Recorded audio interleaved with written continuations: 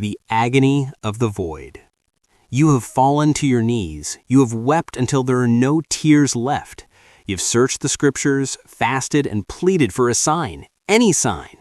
But from the throne of God, there is only a deafening silence. It feels like your prayers are hitting a ceiling of brass. You wonder, has God forgotten me?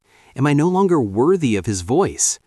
Today, on the Adventist path, we are going into the heart of the silence.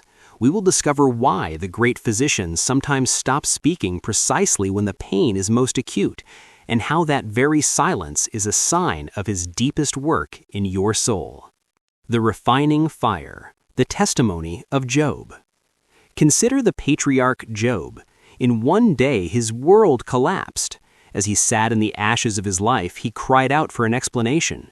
In Job chapter 23, he says, "If I go to the east, he is not there. If I go to the west, I do not find him."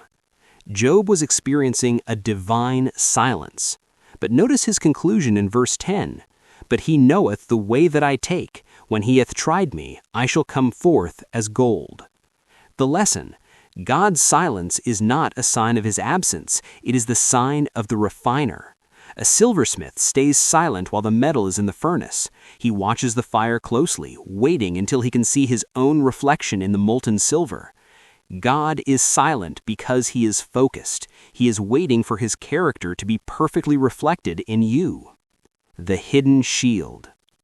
Ellen G. White provides a perspective that changes everything. In The Desire of Ages, she writes, "God never leads His children otherwise than they would choose to be led if they could see the end from the beginning and discern the glory of the purpose which they are fulfilling as co-workers with Him." This means the silence is a mercy. If you could see the spiritual warfare happening behind the scenes, the battles being fought by angels on your behalf, you would choose the silence. God is often silent because He is holding back a storm you aren't ready to face, or He is preparing a blessing that requires your faith to be stretched to its limit. Faith is not seeing and believing. Faith is trusting the hand of God when you cannot see His face. The whisper in the cave. Elijah's lesson. Remember Elijah on Mount Horeb. He expected God to speak through the spectacular, the wind that rent the mountains, the earthquake and the fire. But God was not in the noise.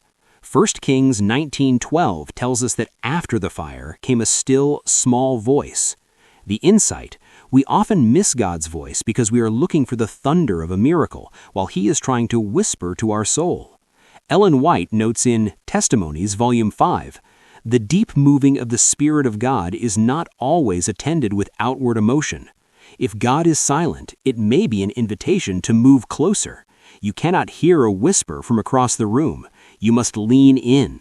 You must quiet the static of the world, the social media, the anxiety, the constant complaining, to hear the heartbeat of heaven."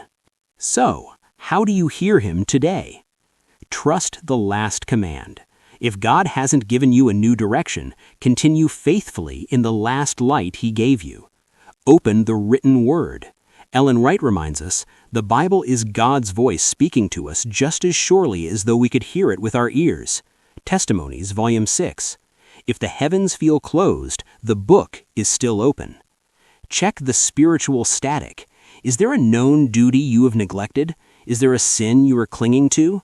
Psalm 66:18 warns that cherished iniquity creates a barrier.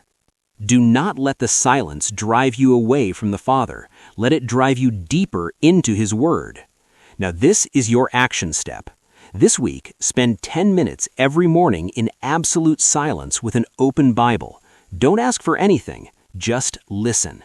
If this message reached your heart today, type "I trust His silence" in the comments below. Let's encourage one another. If you need a spiritual breakthrough, subscribe to the Adventist Path and hit the bell. We're walking this narrow road together. Remember, the teacher is always quietest during the test. Keep your head up. The answer is on the way, and it's always on time. God bless you.